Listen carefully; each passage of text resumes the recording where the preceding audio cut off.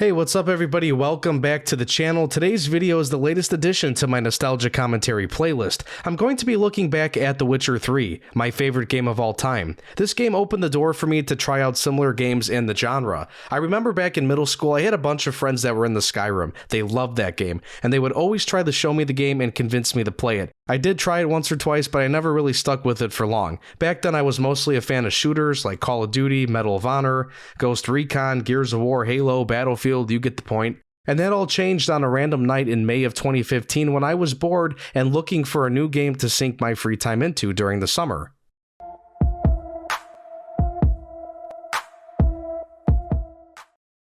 I was bored back in May of 2015, just got off of school for the summer, and most of the games I played, the ones I mentioned in the intro, well, those types of games don't typically release in the summertime. You have to wait until the fall or the holiday season for the new releases. So I was looking for some kind of new game to play, and for whatever reason, The Witcher 3 caught my eye. I have no clue why. I saw a lot of promotion and hype for the game, but at that time, like I said, I didn't play games of that style. But this game, for whatever reason, really did interest me, so I continued to do some research on it, and then I just said, screw it, let's buy it. And that ended up being the greatest decision I ever made during my history of gaming. The Witcher 3 Wild Hunt was the third installment in the series, and specifically a sequel to the second game, Assassins of Kings. CD Projekt Red was both the developer and publisher of the series based on the novels written by author Andrzej Sapkowski. His fictional world is based on Slavic mythology.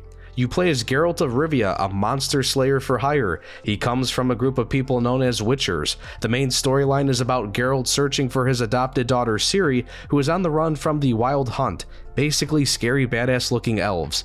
So you get to take Geralt on a long list of adventures while searching for Ciri.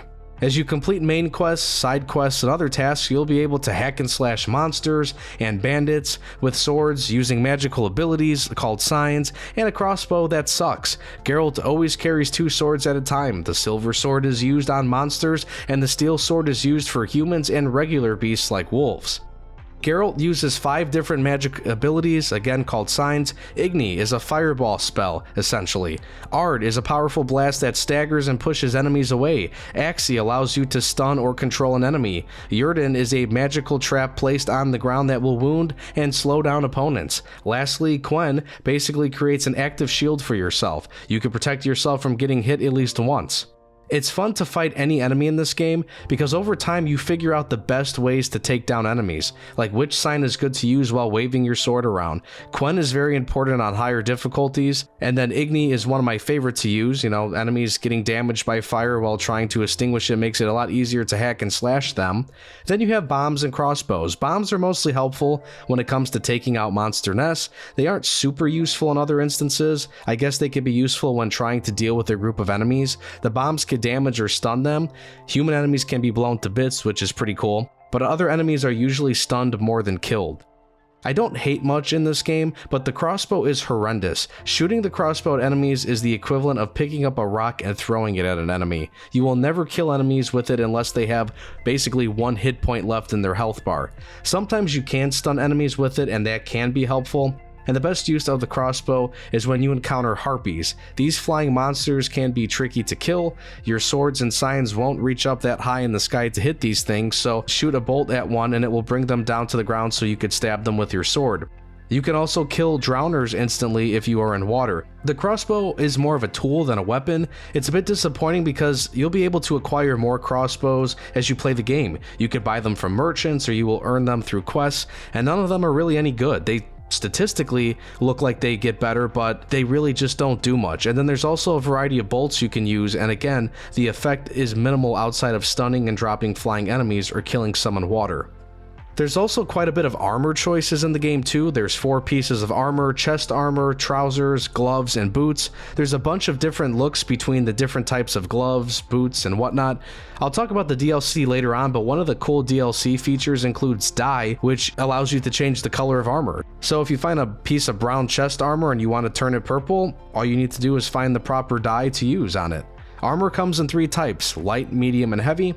Both weapons and armor can be upgraded. You could loot or buy rune stones that fit into weapon sockets that provide additional damage or increase the critical hit ratio, for example.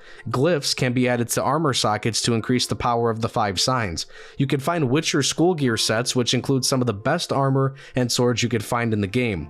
The gear is upgradable, and you get more bonuses if you wear the entire set. There's a total of 9 sets. You are able to acquire these sets via exploring the world, completing side quests, and purchasing maps from merchants. There is a lot you can craft in this game. You can find various crafting schematics and diagrams which can be used to create weapons and armor. You do need the necessary components, and you could find these components through looting or even buying them from merchants. The game also features alchemy, which can be used to create many useful items such as potions, oils, bombs, and more. Oils can be put on your blade and last for a set amount of time. Oils basically increase your damage when striking a monster with a sword. There's different kinds of oils to use depending on the monster you are fighting. Potions give you special abilities like night vision or regenerating health. Decoctions allow you to inherit the powers of a monster for a short amount of time. There is also quite a bit of customization when it comes to abilities and skills. The skills are pretty nice in this game. You could swap out skills on the go with no issues. There is a trade-off though. There is a limit to the amount of skills you can have active, but it's a reasonable trade-off in this game. And there's 4 different types of abilities. Combat is in red, magic is blue, alchemy is green, and general skills in white.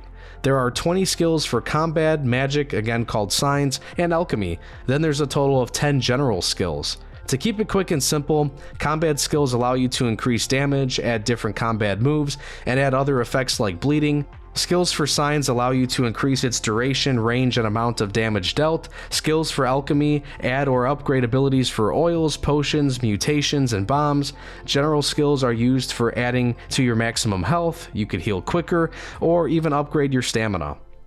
So I know that is a lot to bring up, and I know it sounds complicated to juggle all those things in your mind, but this game makes it relatively simple to understand. I don't think these systems are that difficult to comprehend. A lot of it is explained to you in the menus and the text, and if you really don't care that much in regards to every single skill or every piece of armor, that's fine, you'll still be okay. I did care about skills and armor, but to a certain point. I never really got that obsessed with the numbers, and even with crafting, you find so much stuff in the game anyways, I never really felt the need to craft much. You'll find yourself swapping out armor and weapons more than you think. You also find enough upgrading components to make your current armor and weapons even better, so if you aren't a hardcore RPG player, don't worry about it, you don't have to be. I myself wasn't a hardcore RPG player back in those days when I played the game, so if I was okay, you'll be okay. But if you are into all those numbers and you want to be a tank essentially, you could also play like that too. Okay, so you know all about the character, but let's talk about what you get to do in the game. I'm not going to go super in depth with the story, I did kind of mention some of it already. Overall, it's a well-written story with good dialogue. You get a lot of dialogue options throughout many conversations in the game, and you'll be talking to a lot of people when doing main quests, side quests, and Witcher contracts. You'll find many quests and contracts throughout the world, which features like 5 different regions. You'll start off in White Orchard, then travel to Velen and Novigrad, which they're both next to each other and kind of combined into one area, but it's a huge piece of the world. And you eventually make it over to the Skellige Isles. You can of course traverse back and forth between any of these areas to go complete other quests and things like that. You will also spend some time at Kaer Morhen, which is the Witcher stronghold. The Blood and Wine DLC adds a 6th area. Toussaint is a beautiful region that will remind you of Italy. Witcher contracts are one of the coolest gameplay elements. You can be hired by townsfolk to hunt down the monster that has been harassing and killing the people. You basically get to investigate what kind of monster it is. You get to use your Witcher senses to track down clues like blood trails. You do research that helps you hunt down and fight the monster. It's pretty cool, and honestly, it's not too repetitive. It is one of those things where you'll do quite a few Witcher contracts, but you know, while the steps are similar, every monster and situation is different enough to keep it fresh and interesting. 2 other activities in the game include some occasional horse racing. You could also play Gwent. Gwent is a simple yet awesome side game. It's a card game. It was so popular that it even got its own game a few years after The Witcher 3 came out. The game is quite simple once you know the cards. The person with the most strength, basically the higher number, wins the round. It's a best 2 out of 3 match. To me, this card game is as addicting as Pokemon is. You can collect over 150 cards. There's 3 different tiers cards can be placed on. You have close combat, ranged combat, and siege combat. Each card has a number attached to it. You basically add up all the cards and whoever has the most wins. Cards come with different abilities. Some allow you to double the amount of points cards have in a specific tier. Other cards can destroy your opponent's cards. Some cards even act as medics and can bring back a card from the dead. Playing Gwent is the perfect way to take a break from grinding out those quests. It's easy to learn and it's easy to get addicted to it. There's a lot to do in this game, and it may seem overwhelming at times, but it's totally worth it. Years later, this game is now less than $60, but back then it was totally worth the price tag. Completionists have reported that it takes around 180 hours to beat the game. Those that take their time to literally do everything, well, a lot of them claim that it took almost 500 hours, and I believe I did put in about 500 hours in this game. And now that does include the 2 DLCs, and those 2 expansions are huge. The first one, Hearts of Stone, takes about 18 hours to complete, while Blood and Wine can take 41. Blood and Wine literally feels like The Witcher 4, it's just that big. I would recommend picking up the complete edition and playing every single ounce of this game. There's really not much to dislike about the game. Like I said, the crossbow kind of sucks, and I guess maybe the overall movement of Geralt can be better. He's a little janky when running up and down hills, the controls feel a little weird and loose at times when you're in combat. Even the horse mechanics can get goofy when you're riding around on Roach. But I was able to get past that stuff because the game offers so much more and does well in so many other aspects. It's an open world game that never gets boring. It always looks different because of all the different regions you explore. There's enough variety in the things you do. Even the repetitive stuff that does have a similar structure is usually written differently in between each situation, so it always finds a way to feel fresh anyways.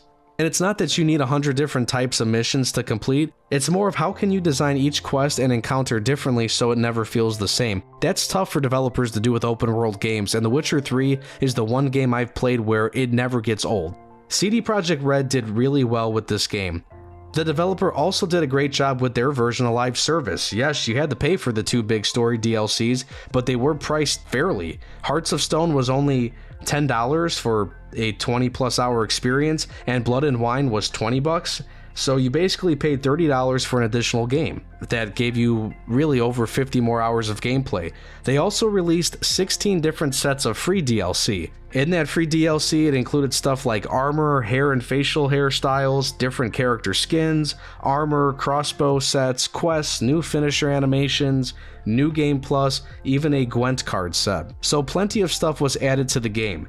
Well, I've talked long enough about this game. Let me know your thoughts down below. Did you play The Witcher 3? If you did you like it? Why or why not? And subscribe for more content here on the channel. You could also find me on Twitter and TikTok at AnalyzeThis_YT. Thanks for watching. Take care.